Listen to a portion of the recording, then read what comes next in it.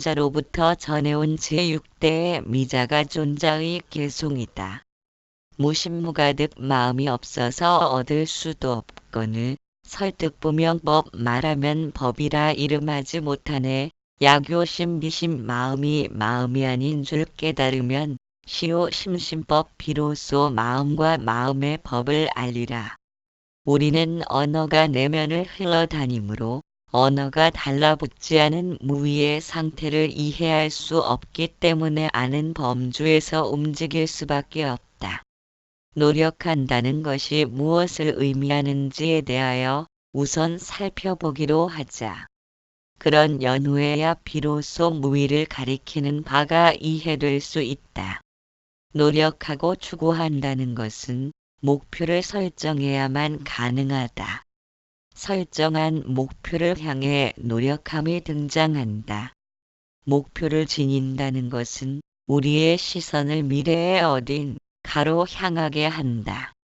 따라서 목표를 지닌다는 것은 과거의 경험들을 기억해내므로 해서 그것을 바탕으로 손에 쥘 수 있는 목적지가 설정된 것이다.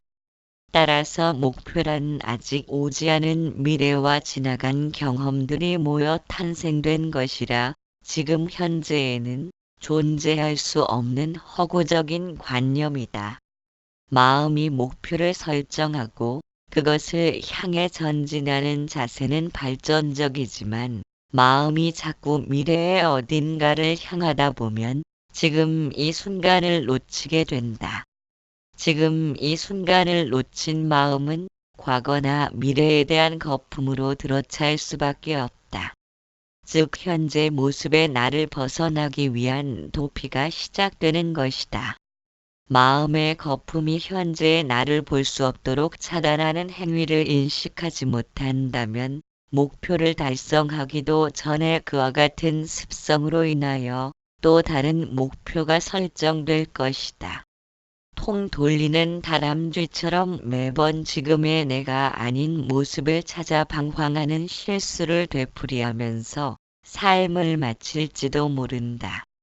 어쩌면 이것이 마음으로 참마음을 찾는 허망한 모습이다. 비유하면 어떤 일을 지금 마무리 짓지 않고 내일 하지, 모레 하지라고 미루는 습성이 있다면 내일 가서는 또 내일 하겠다고 미루게 될 것이다. 이런 이유로 해서 노력한다는 것의 의미가 우리의 시선을 미래와 과거로 향하도록 한다면 그것은 바람직하지 못하다. 현재 모습의 나를 똑바로 쳐다보지 못한다면 미래의 나를 똑바로 보기란 더욱 힘들어질 것이다. 노력을 하는 것의 최대 관심사는 바로 나 자신이다. 결국 나를 위한 노력이며 내가 월등한 위치를 차지하고 싶은 아상중심적인 욕구로부터 비롯된 것이다. 이러한 사실을 염두에 두어야만 객관적인 입장에서 나를 관찰하는 일이 가능하다. 노력을 행하려는 배후에는 항상 내가 존재하고 있다. 나를 중심으로 추구하려는 아상을 중심으로 맴도는 마음에서 비롯된다. 아상 중심적인 사고는 나에게 힘을 부여하기 위한 의도로 틀 잡혀 있다. 그런 까닭에 밉고 곱고 싫고 좋음을 분별치 않는 것이 그토록 어려운 것이다. 행복과 불행, 밝음과 어둠, 높음과 낮음, 사랑과 미움 등의 상대적인 개념들이 같은 뿌리를 지닌 동전의 양면처럼 존재하고 있다. 그러나 그것을 받아들이기가 쉽지 않은 것은 우리의 사고는 나를 중심으로 형성되었기 때문이다. 오로지 나를 강화시키기에 혈안이 되었기 때문에 노력한다는 것은 남보다 높이 오르기 위한 아상이 행하고 있음을 바라볼 수 있어야 한다. 무위와 중도는 같은 의미를 지니고 있다. 따라서 일종의 참선품은 자규를 지닌 노력을 통해서는 이룰 수 없는 길이며 일종을 찾고자 길을 나서면 이미 어긋난 것이다. 무위나 중도가 뜻하는 바가 무엇인지를 깨닫지 못한다면 아무리 죽을 만큼 일종을 향해 달린다 해도 엉뚱한 방향으로 달리는 것이기에 성과를 이루지 못하며 육신만 고달프게 괴롭힐 뿐이다.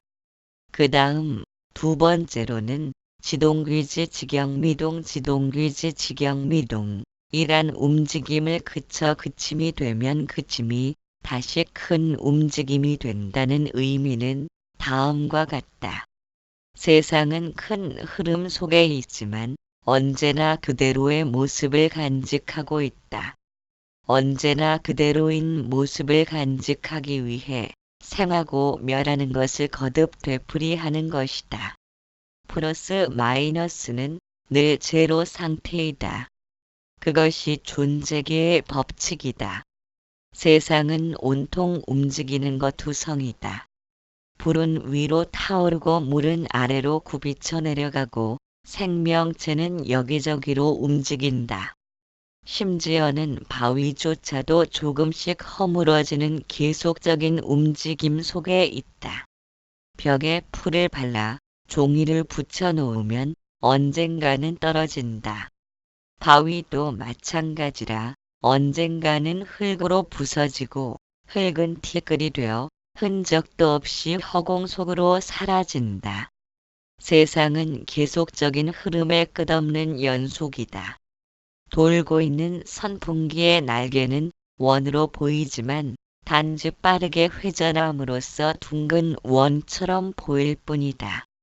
낱장의 사진들을 이어 붙여 빠르게 돌리면 움직이는 듯 보이지만 실상은 낱장의 사진들이다.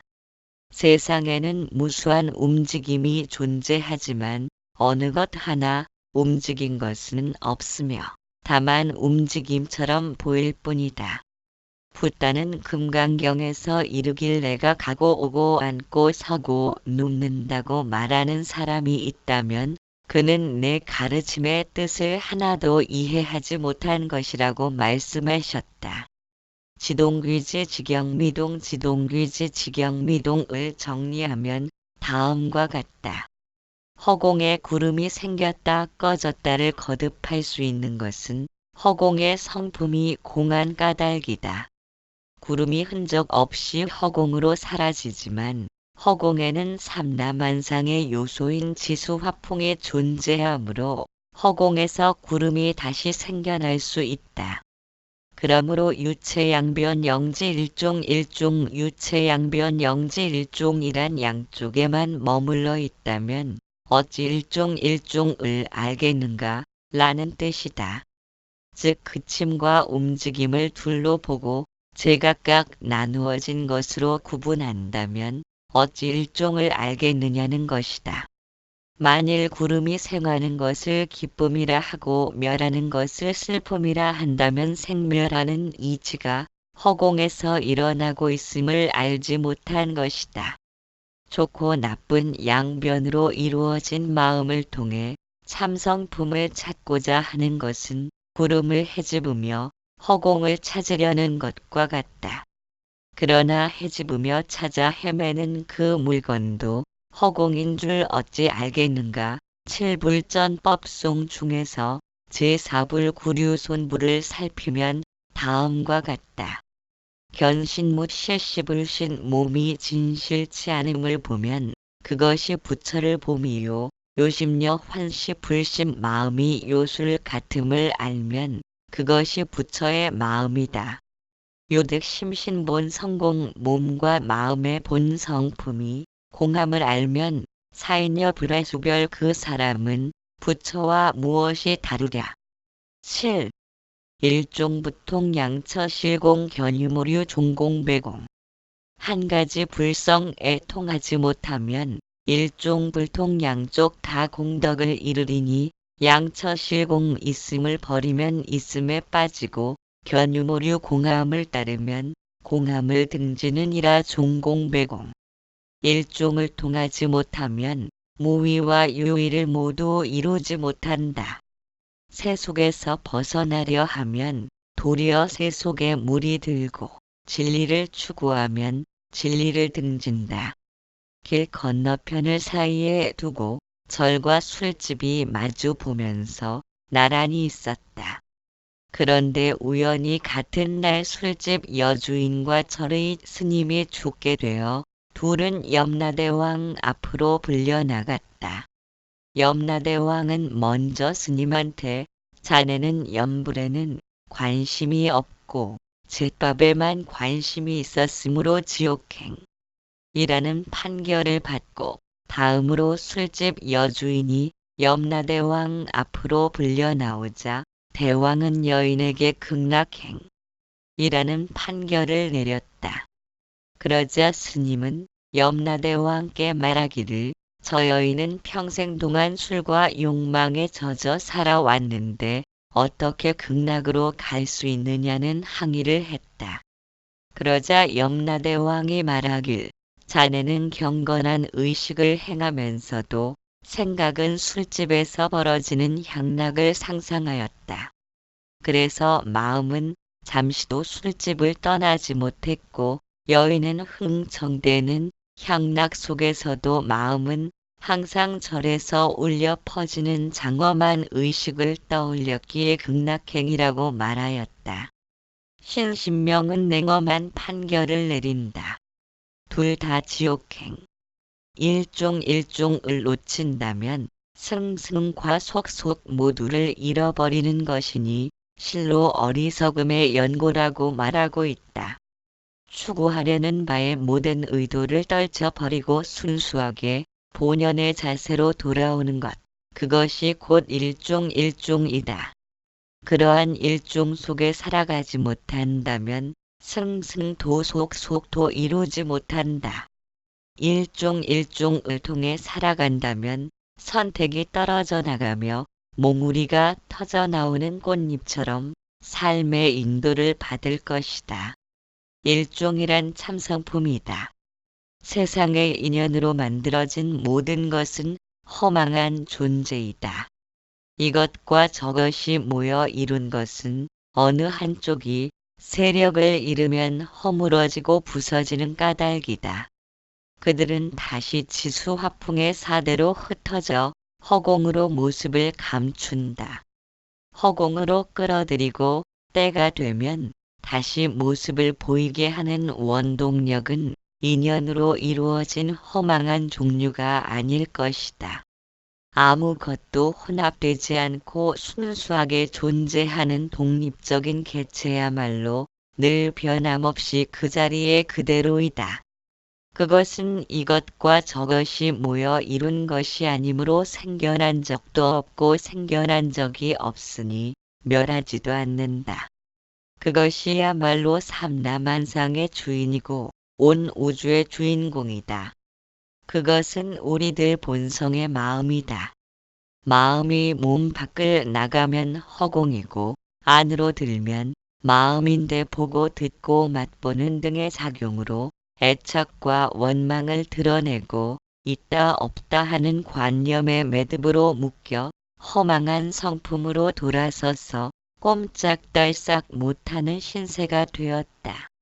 세상에 존재하는 모든 것은 참성품이 만들어 낸 헛개비와 같다. 만일 참성품인 일종을 알지 못하고 마음의 거품인 헛개비 장난에 노란한다면 어찌 지혜롭다 할 수 있는가? 신신명은 판결을 내린다. 양처실공. 양족 모두를 잃는 것이다. 칠불전법송 중에서 제7불인 석가모니불을 살펴본다. 환화무인영 무생 헛개비는 원인도 없고 생겨남도 없으니 계측자 연견여시 모두가 자연스럽게 그러한 것으로 본다. 제법무비자화생 모든 법은 헛개비 아닌 것 없으니 환화무생무소의 헛개비는 생겨남이 없는지라 두려워할 것도 없다. 뒤이어 등장하는 견유무류 종공배공 견유무류 종공배공 이 의미하는 것은 유를 보내려 하면 유에 빠지고 공을 쫓으려 하면 공을 등진다는 것이다. 유와 공은 상대적인 것으로 속과 승에 해당하며 유란 속을 따르는 욕망의 추구와 공을 따르는 진리의 추구를 일컫는다. 세속을 벗어나려고 노력한다면 그러한 노력으로 인하여 도리어 세속에 물들고 잠겨버린다. 또한 진리를 추구함으로써 진리를 따르고자 한다면 그러한 추구와 노력으로 인하여 진리를 등지게 된다는 의미이다. 아무리 허공을 움켜쥐려 하나 허공이 어찌 손바닥에 갇힐 수 있겠는가. 번뇌와 망상을 아무리 털어내고 닦으려 하나 본래 있는 것 아니니 털고 닦으려는 그것이 번뇌 망상이다. 우리의 마음은 실제로 마음이 아니다. 단지 사물의 그림자에 불과하다. 만일 보이고 들려오고 촉감하는 사물이 없다면 육근은 작용할 필요가 없고 육근이 동작하지 않으면 마음을 일으킬 재료가 없기 때문이다. 그런데도 우리는 너무 오랜 시간을 사물의 그림자를 마음이라고 믿으며 섬겨왔다. 허상적인 관념에 의해 어딘가를 향해 내달리도록 쉼없이 부추김을 당해온 것이다. 그런 탓으로 사물의 그림자를 내 마음인 줄 알고 살았기에 추구하는 바를 멈춘다는 것도 노력 없음의 상태를 이해하는 것도 엄두를 내지 못한다. 따라서 추구를 멈추려고 하기 전에 마음이 어떤 의도를 지니고 어떤 목적을 달성하기 위해 움직이는가를 관찰해야 한다. 그럼으로써 견유무류 종공배공의 의미를 파악할 수 있다.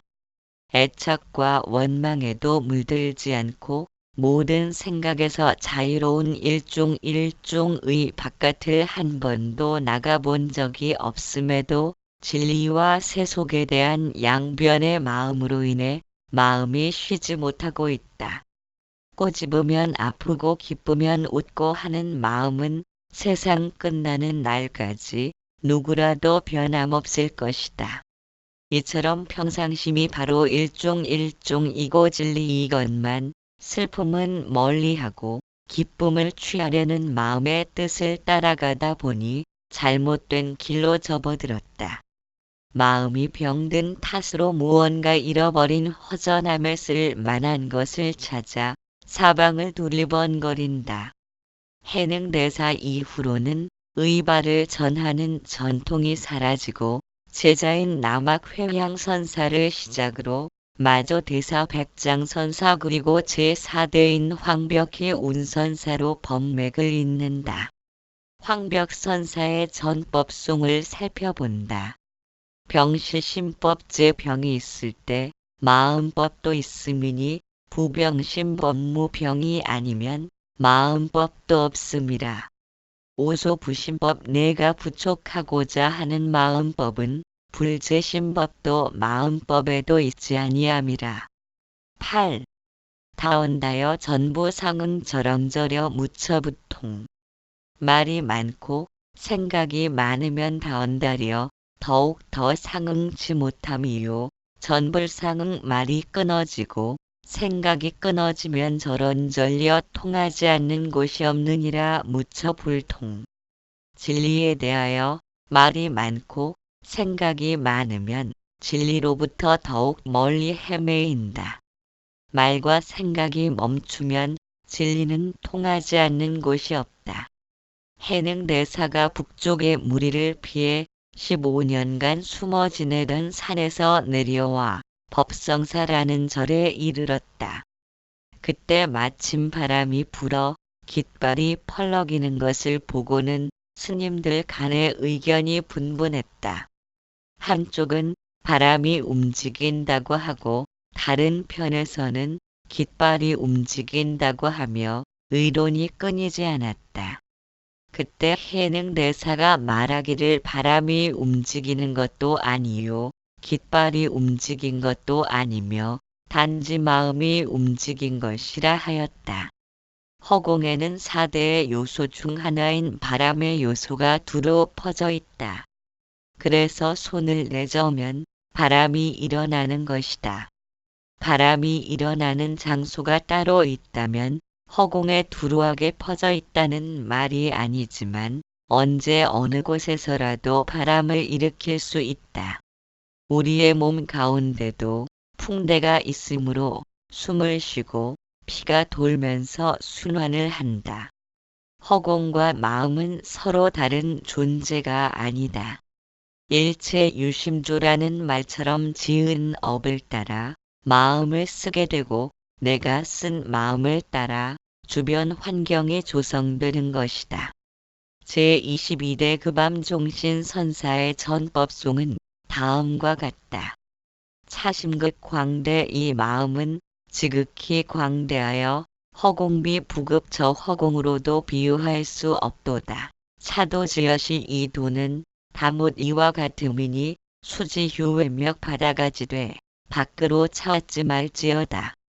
신신명은 진리에 대하여 말이 많고 생각이 많으면 진리와는 정반대의 길을 가는 것이고 진리에 대한 말과 생각을 멈추면 진리가 통하지 않는 곳이 없다고 하였다. 진리에 대한 정의를 내린다면 그것은 진리가 아니다. 왜냐하면 언어로 정의 내려진 것은 진리를 가리키는 것이다. 무언가를 가리킬 수 있다는 것은 이쪽과 저쪽이 존재한다는 의미이다. 진리를 이것과 저것으로 나눌 수 있다면 이쪽에는 진리가 있고 저쪽에는 없을 것이다. 이처럼 진리가 있고 없다면 진리라고 부를 수 없다. 진리는 한결같음이다. 허공이 동쪽과 서쪽이 서로 다르다면 그것은 허공이라 부를 수 없다. 달을 가리키면서 저것이 달이라고 한다면 가리키는 손가락은 달이 아니다.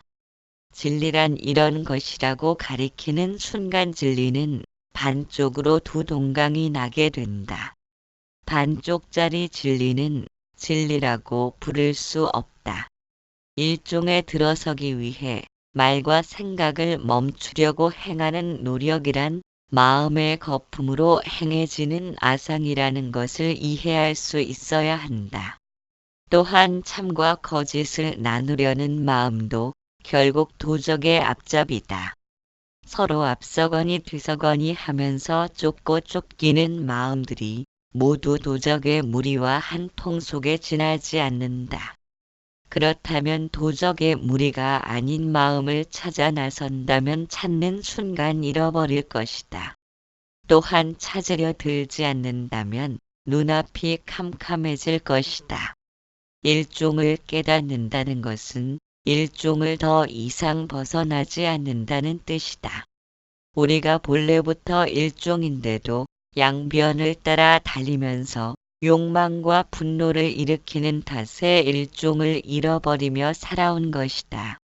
일종을 한순간도 놓치지 않으면 그것이 일종이다.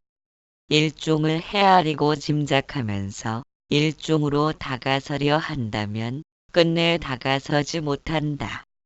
헤아리고 짐작하고 다가서려는 그것이 바로 일종이라는 사실에 눈뜨지 못하는 까닭이다. 내 마음을 지켜보는 즉심에는 생각과 말이 필요치 않지만 여전히 생각을 주시해야 하려는 마음의 길이 나 있다. 그런 탓으로 마음의 굴레를 벗어던진 마음은 아니지만 그 외에는 다른 길이 없다. 신신명은 곧장 말하고 있다. 생각과 말이 필요 없는 즉심까지 서슴없이 놓아버리면 그것이야말로 종공배공이 아닌 것이고 통하지 못할 곳이 없는 무처불통 무처부통이다. 유막 거사는 그것을 이렇게 말한다. 밖으로 보는 것과 안으로 보는 것을 모두 놓아버리는 것이 선정이다. 9. 귀근득지 수조 실종 수요 반조 승각전공. 근본으로 돌아가면 뜻을 얻고 귀근득지 비춤 겉모양을 따르면 종취를 일라니 수조 실종 잠깐 사이에 돌이켜 비춰보면 수유 반조 앞에 공함보다 뛰어남이라 승각전공. 뿌리로 돌아가면 뜻을 얻고 형상을 따르면 근원을 이르니 순식간에 내면을 주시하면 형상과 공을 초월한다. 뿌리로 돌아간다는 것은 양변에 따라 흔들리는 마음을 거두어들이고 우주적 본성과 합일되는 것이다. 본성과 합일되기 위해서는 자신의 내면을 끈질기게 주시해야 한다. 구태여 남들을 일일이 관찰할 필요가 없을 만치 내 안에는 무수히 많은 모습을 지닌 내가 있다. 그런데도 나라는 아상이 굳어진 것은 환경과 경험을 통해서 이런 모습의 나라는 못을 박아서 그렇지 온 세상 전체의 모습이 내 마음 속에 깃들어 있다. 때문에 이런 모습의 나를 살펴본다면 주위의 친구나 가족들의 관계, 심지어는 태어나고 자라온 환경들이 전부 숨겨져 있다. 자신이 설정한 이미지를 통해 모든 관계를 유지해오고 연관되어 있다.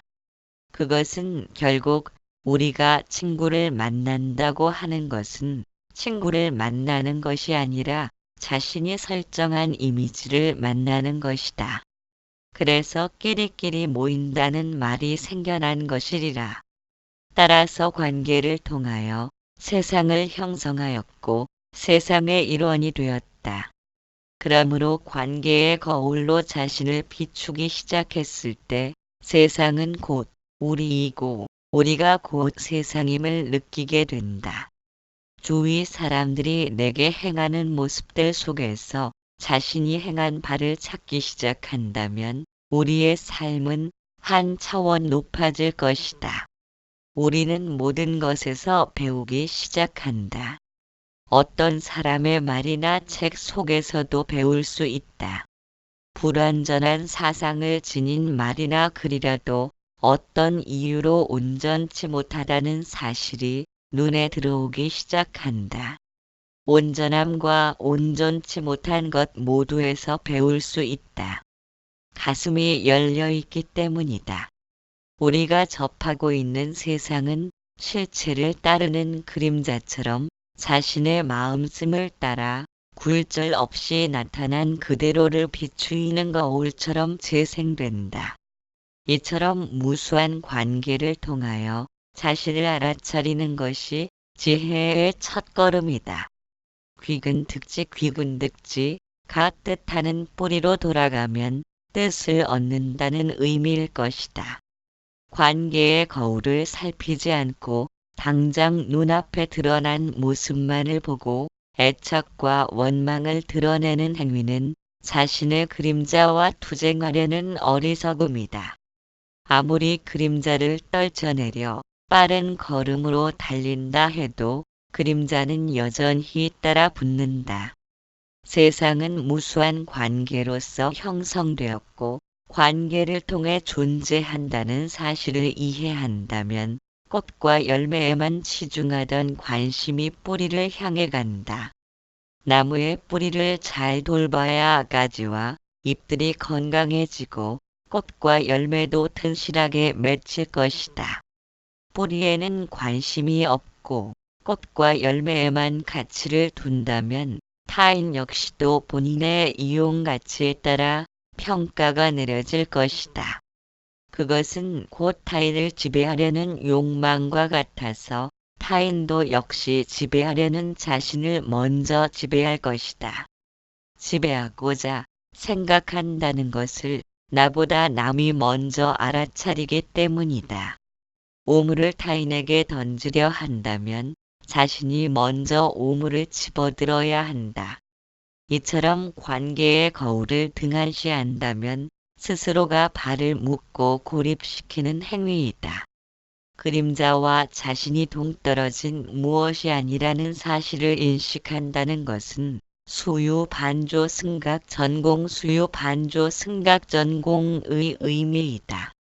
즉 잠깐 사이라도 자신을 돌이켜보고 살펴봄으로써 전과 공 전공을 단번에 뛰어넘을 수 있는 초월적 지혜가 등장하는 것이다.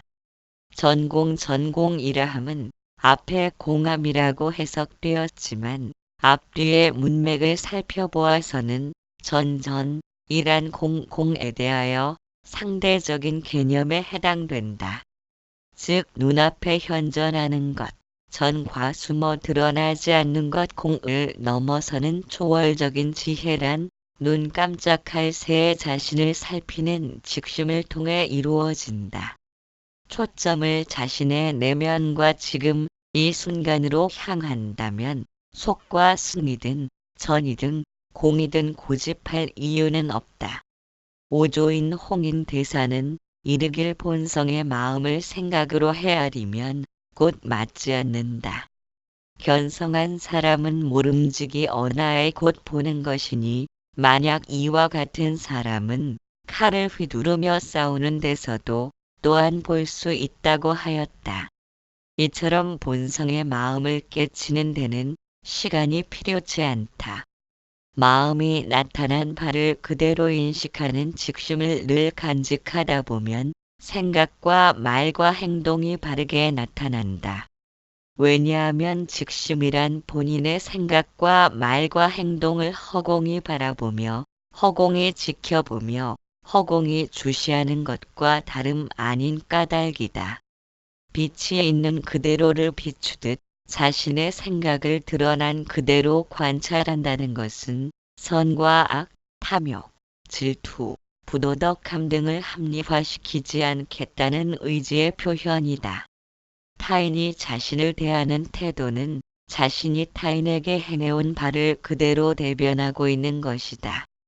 마치 거울에 사물이 비치듯 왜곡 없이 인식해야만 올바르게 자신이 행해온 바를 살필 수 있다.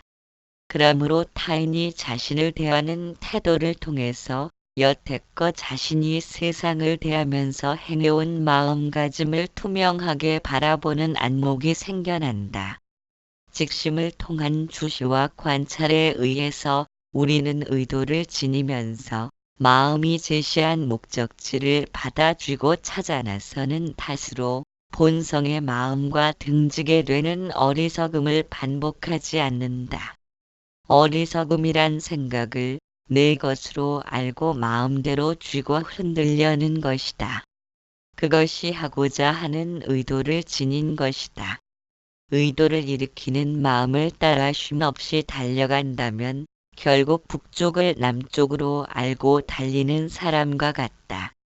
왜냐하면 마음은 과거의 이미지에 불과할 뿐 본래 있는 것이 아니기 때문이다.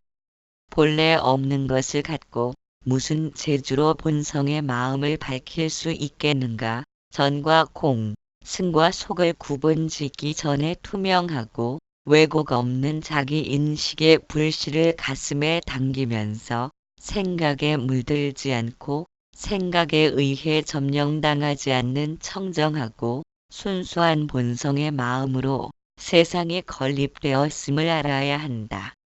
이처럼 순수한 본성을 아상의 먹구름으로 물들이려 하기에 전도된 망상으로 허망함을 전전하는 것이다.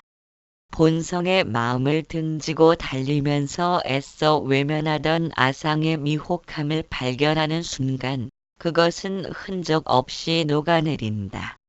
등줄기 소름이 끼치면서 무명이 찰나에 깨져버리는 것이다.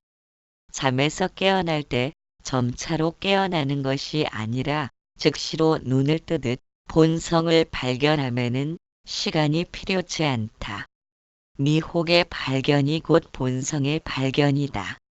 왜냐하면 내가 찾아 나선 그 마음이 찾고 있는 그것인 까닭이다.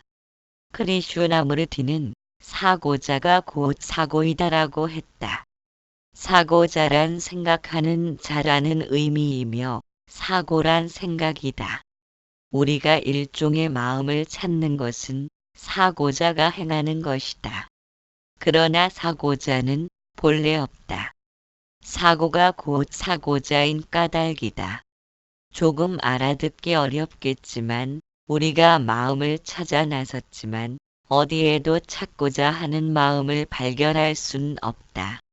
왜냐하면 지금 찾고 있는 그것이 그것이기 때문이다. 마치 사물을 보는 눈을 찾고자 한다면 눈을 찾을 수는 없다. 왜냐하면 지금 사물을 보고 있는 그것이 바로 눈이기 때문이다. 마음이든 참마음이든 마찬가지이다. 무엇을 찾고 있든 간에 찾는 그것이 마음이라는 것을 이해하지 못한다면 본성의 마음조차도 이해할 수 없다. 물과 얼음이 전혀 다른 별개의 것이 아니다. 우리가 본성의 마음을 찾고자 한다면 찾고 있는 그것이 바로 본성의 마음으로 행해짐을 안다면 찾고 구함을 즉시에 내려놓을 것이다. 배에 탄 사람이 배를 찾는다면 자신이 이미 배에 타고 있음을 발견하지 못할 것이다.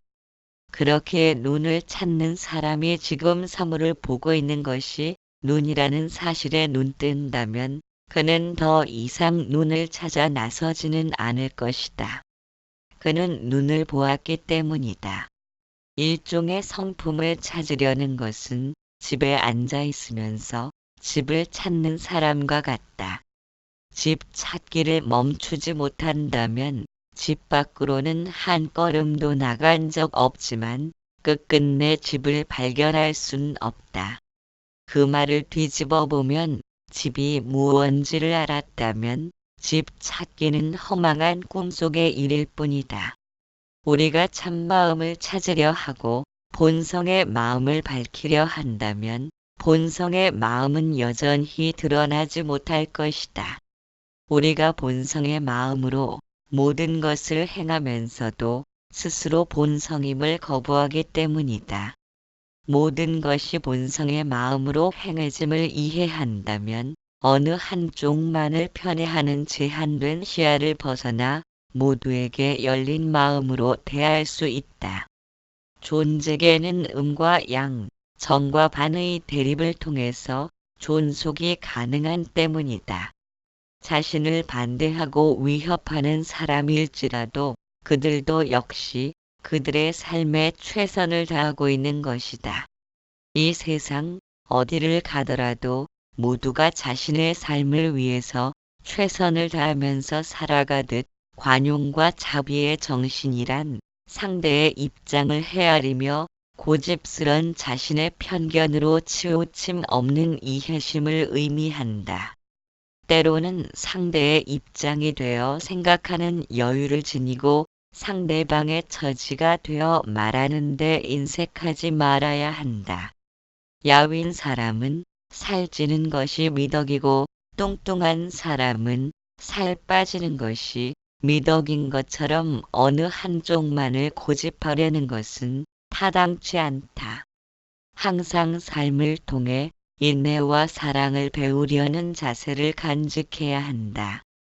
허공에는 동쪽과 서쪽이 없으므로 안과 밖도 나눌 수 없는 까닭이다. 제16대 라후라존자의 전법송은 다음과 같다.